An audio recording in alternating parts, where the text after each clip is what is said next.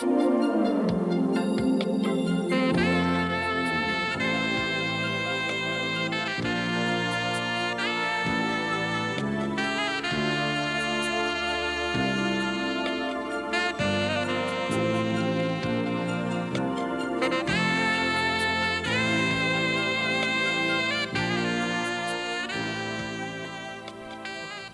and welcome to Snapshot. I'm your host, Alan Wolfe, and on this edition, we're going to take you along with us for an exciting ride with the officers of the Coral Gables Police Department. Today, we're assigned to Officer Gerald O'Leary. Now, the shift starts right here in the squad room. Come on along. Here in the squad room, it is the job of the shift commander to give information as to what's going on, what has been going on, and what the officers perhaps need to look for. Let's listen in. Possibly Latin, however he spoke English to the teller. He was last seen in jeans, dark pullover, his blue eyes, black hair. He was driving a two-door caddy, possible sedan DeVille, bearing tag, Lima, Mike, Bravo, 10J Juliet. Okay, it was maroon in color. Well, roll call is over, and that really is a very important part of what happens. We're here with Officer Gerald O'Leary from the Coral Gables Police Department, as promised. What is it that goes on in there that makes it actually worth taking the time, the 10 or 15 minutes that it takes for roll call? Well, in roll call, first of all, they check and make sure every officer is there. Every officer is supposed to be on that particular shift is there. And then they give the valuable information of the day, such as the watch orders, the stolen vehicles from the night before. They give us descriptions of the vehicles, tag information, just in case we come up on it during our tour of duty. And then they basically tell us what is going on around the city for that particular day. Like today, there's a peaceful demonstration along US 1 from some animal rights group. And we'll probably go by there, just make sure everything's running smoothly. So basically, with a lot of situations, you won't be caught by surprise. Right. Everything that the city knows about, we should know about, so we don't come up on it. Well, what's our first order of business and the first order of business of our audience today? Well, first off, we're just going to check into service and then hit the road and wait for our first call. Well, let's go. Okay. Come on along.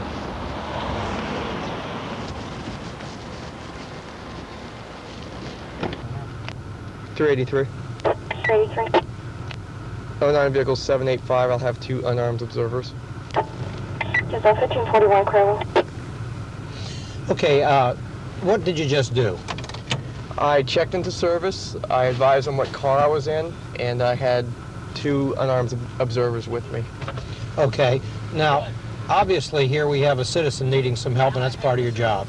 What address in Alhambra? The Southern One building.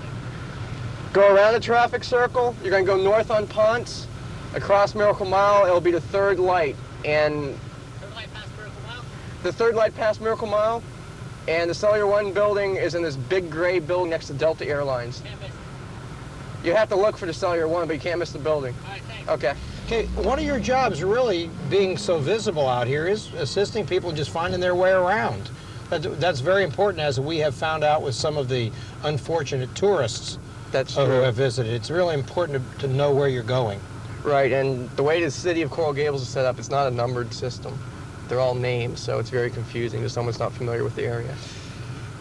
A lot of equipment in the car, Officer O'Leary. Starting up here on your dash, what do we have? Okay, this is my radar unit, and this is a moving radar. I can catch speeders in many different ways. Okay, now, if somebody's coming toward you, does it work?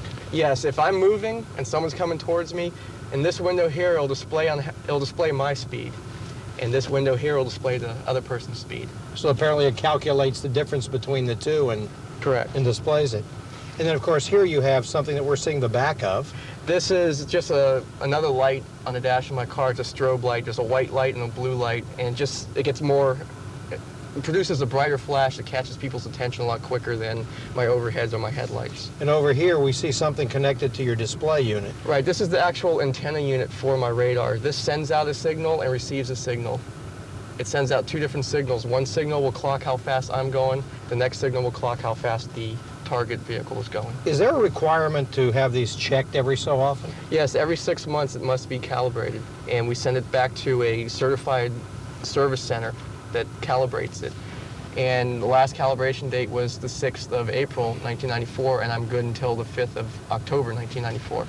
Okay, and as we move down here, This is my shotgun. This I will use and I'll take out in certain tactical situations, in progress calls, something where there's a heightened sense of danger. whenever there's doubt, resolve it in favor of safety. Right. And in the center here, I see says Yelp, whale. This is my siren and light control unit. This left side here controls my siren functions, which is the different tones of the siren. This here controls my overhead lights. These red buttons control the different spotlights I have on the side of my car. Like I have takedown lights that aim into the other vehicle, that floods the front of my car with light, and have alley lights that will light up either side of my vehicle. Down under that. Down here is the police radio, and this particular radio has all the Gables frequencies and the local county frequencies in the area. Well, this is certainly something that much of the public really doesn't know exists within these police vehicles. And now it's time to hit the road. Let's go.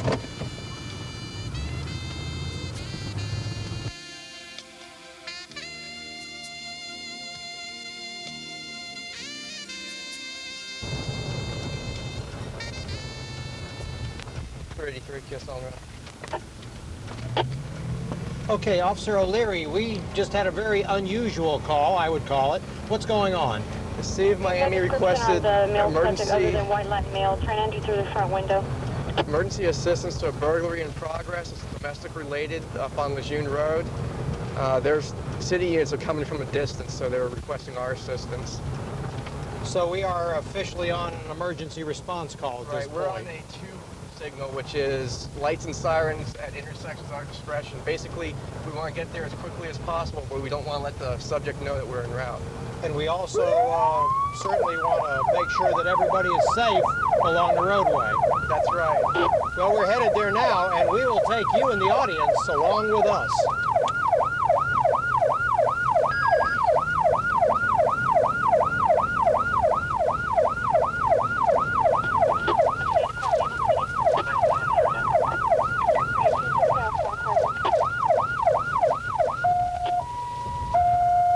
So we have a here until 3:18. Can I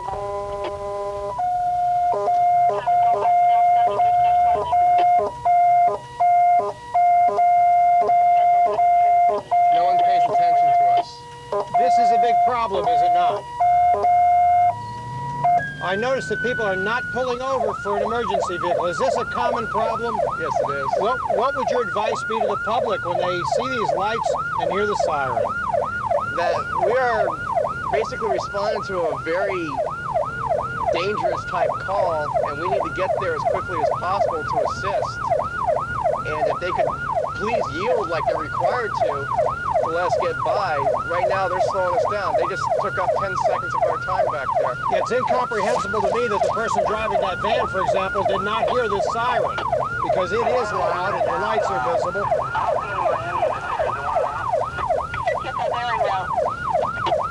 And of course, we continue to get more information over the radio as to what's going on if they have additional information to tell us.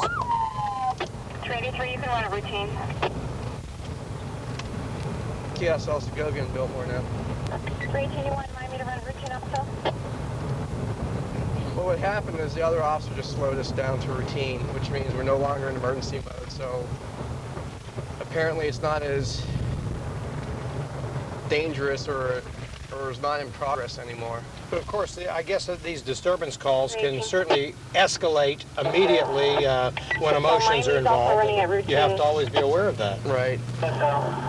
Well, we've arrived at the scene here, and we are going to go now with Officer O'Leary to see just what's going on this disturbance call. Come on along.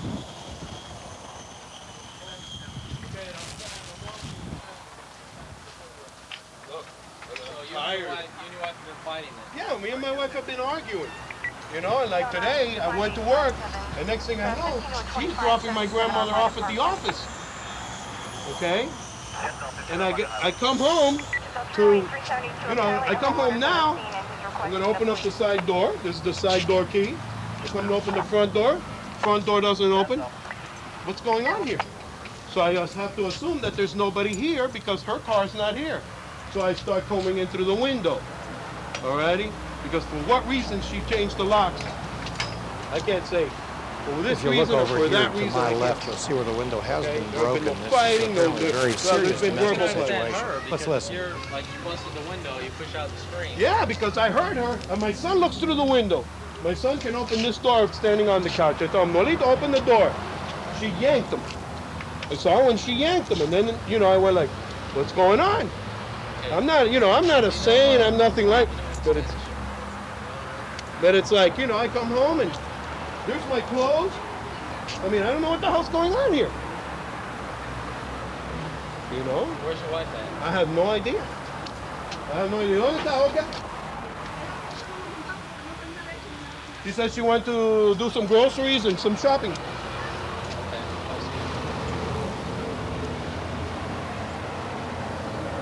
And I cut myself. Yeah, I see that. I'm trying to, that's my stuff. Basically, Officer O'Leary, what is our role as your role as an assisting agency here? Well, we're here to keep the peace and basically maintain the scene until the other agency gets here. And if something does arise where we need to make an arrest, we'll make an arrest. So the situation of being technically out of your jurisdiction does not apply when you're requested by another agency. Now, due to an agreement between all the agencies in Dade County, it's a mutual aid agreement. If we were requested to assist an officer from another agency, we are deputized, if you might want to say. We are essentially an officer of that agency at that point. And of course, here we happen to be in the city of Miami, so you have full jurisdiction on this particular location. Actually, we're in Dade County, so we're now Dade County This is officers. unincorporated Dade County. Correct. Okay, look at her clothes. And now your role is just to maintain peace, make sure nobody gets injured. Correct. Well, good things to know.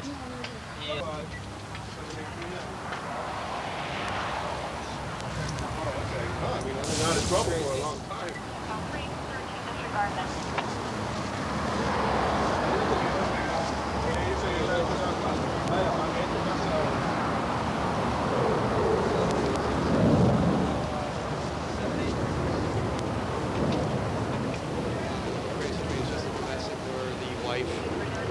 Changed the locks when the guy was at work and threw all his stuff out in the front yard. We're actually on the front landing here. Well, as you can see, Metro Dade Police have shown up, and we're headed toward the next call. Don't go away.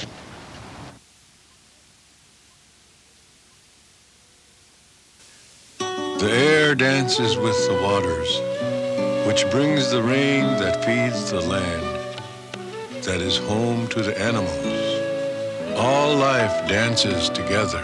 In a world so connected, choosing one environmental cause can be hard. EarthShare is 40 environmental charities working together. You and your company can help by calling 1-800-MY-SHARE. All life lives, or doesn't, together. Well, we just received an accident call of some kind, correct? Correct. Where are we going? Going to the intersection of Granada, correction, I'm sorry, Galliano and Antilla.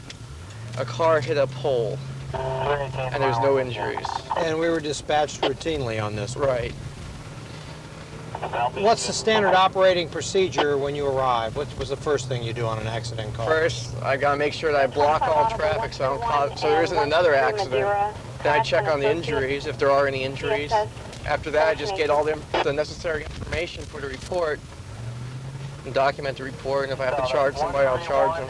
So really, the job of a police officer is constantly evaluating everything that's going on around you That's at true. all times. That's true. And you have to be right. And we'll be arriving momentarily. There it is.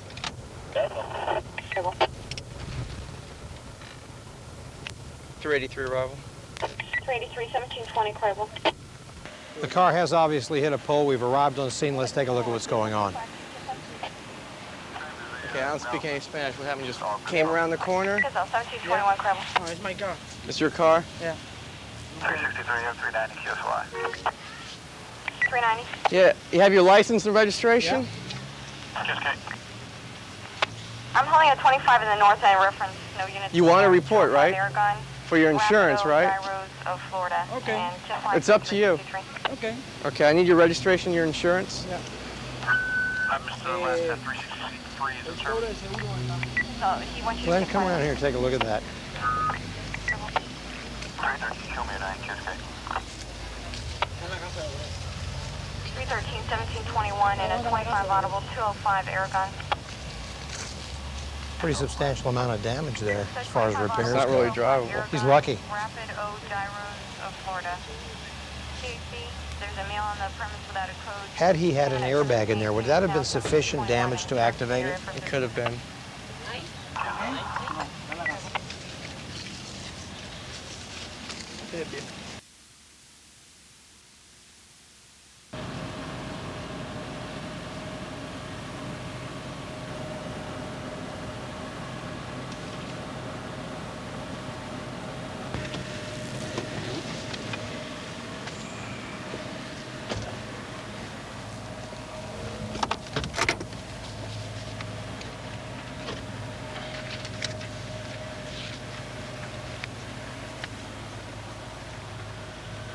On this particular type of call, it is necessary to write an accident report, correct? Correct, and the accident report has to be a complete report documenting everything, including a diagram. And I have a few pre-drawn diagrams. I'm just looking to see if I have one of this intersection. Now, in this particular situation, will there be a citation issued? Is there a requirement to issue one, or is it your discretion, or how does that work? That really would be discretionary because there's really no damage to the light pole, and it's a one-car accident, and it's all his fault, and unfortunately, he's going to have to take the brunt of it with his insurance company. So I don't see any need to really punish him further by giving him a ticket. So again, it's a situation where you have to constantly evaluate. Correct. And make decisions based on that. Correct. It's important for the public to understand that in this particular job, you really have to be thinking every moment. There's really no time to lay back and get lax about anything, because first of all, it can become dangerous. Right. And secondly, you're dealing with other people's lives, and so you have a responsibility in terms of that to really do the best you can. Correct. As obviously you do. Well, these accidents are something that certainly nobody wants to be involved in, but eventually we all are, and hopefully we'll all have an officer as efficient as Officer Gerald O'Leary working our case when and if we get into that situation.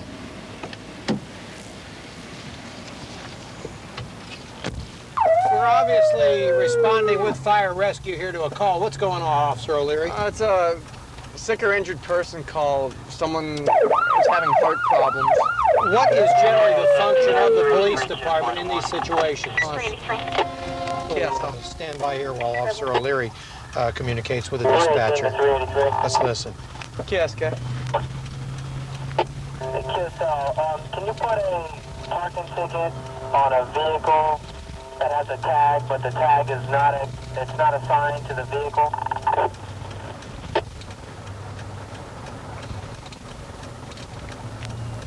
KSL, what I would do is I would write the VIN number instead of the tag.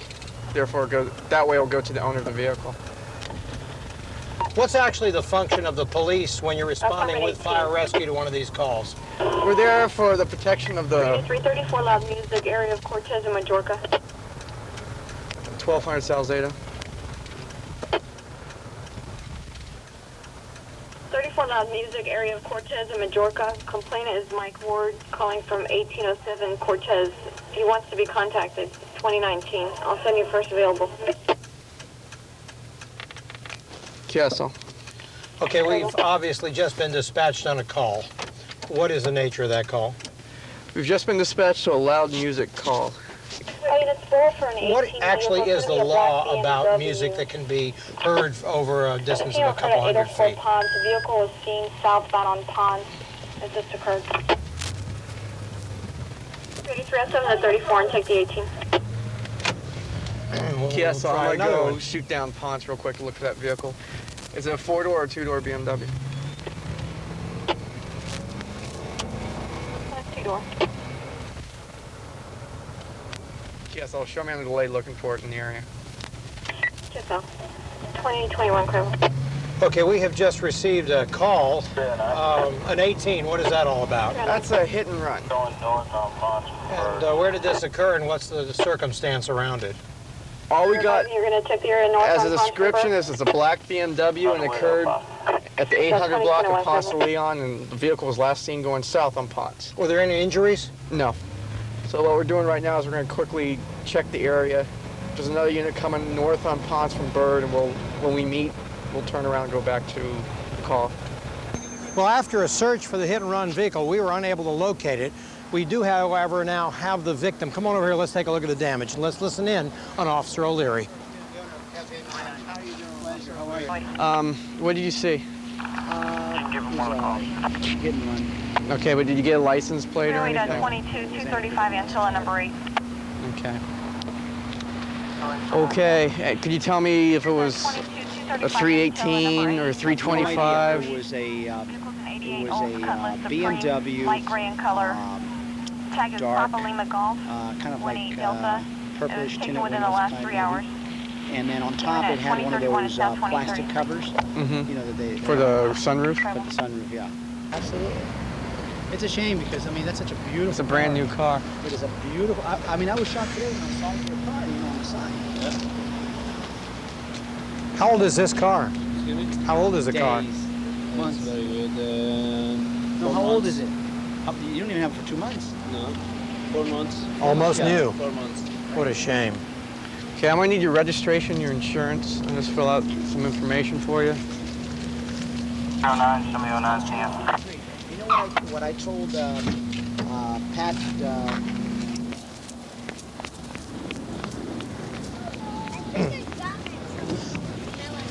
Well, Officer O'Leary, obviously there was quite a bit of damage on the side of that car, considerable. What do you think the situation really is here?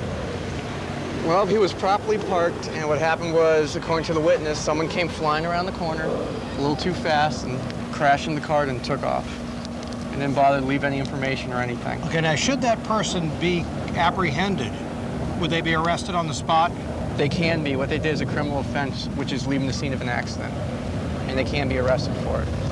Okay, and on we go to the next call here on Snapshot. Don't go away. Our next call has taken us back to the police station, and we thought that we would take you to a place that you probably have never been before.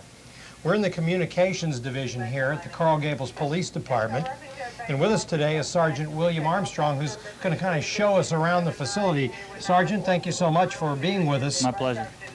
What do we have here? Lots of equipment, lots of activity. What goes on here? All calls coming to the police station come through this area right here. The calls are received at what's called a complaint desk, which is manned by operators that's spread out along this area here. The calls are received, cataloged, and written on cards, which are then sent down a chute into that other room in there where the actual dispatcher is. And we see the cards over here. Right. There are various colors. What does that designate? We have certain cards for traffic accidents, certain cards for calls that require cases or some type of action by the police officer, like writing a report or making an arrest or so forth. Some cards are for University of Miami Police, and then the blue cards are more for like backup, taking a call that doesn't require a lot of service. When we see the University of Miami police officers, are we also looking at Coral Gables police officers as far as jurisdiction goes? Yes. Okay, so this is a very busy area and a very important area. This screen says dispatch desk contact file.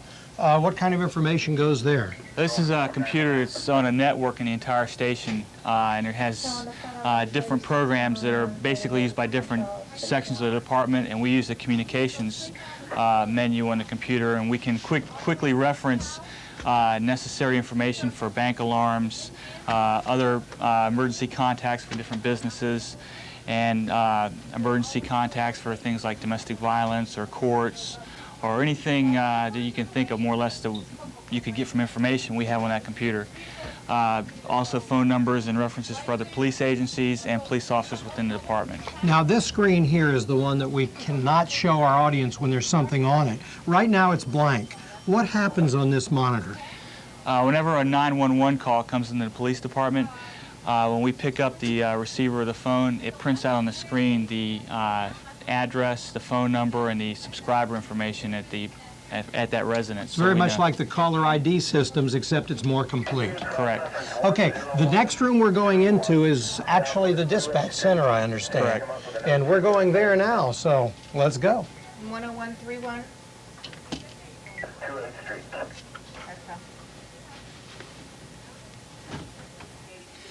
This is the dispatch center. As you can see, this is really where the heartbeat of the police communication activity takes place, right? Correct. So what exactly happens here, and what kind of equipment are we looking at in front of us, Sergeant? The cards that are filled out by the operators out there that take the calls. Let's listen in. 209 Oliver's on 12. 1146, another unit. 293, 1146 for you. Okay, the dispatcher's obviously taking care of police business here. The cards that come down the slot she takes and then dispatches to the appropriate zone vehicle. The calls come in and are classified by area of the city. Castle, 263. Again, we're listening to some communication. 26.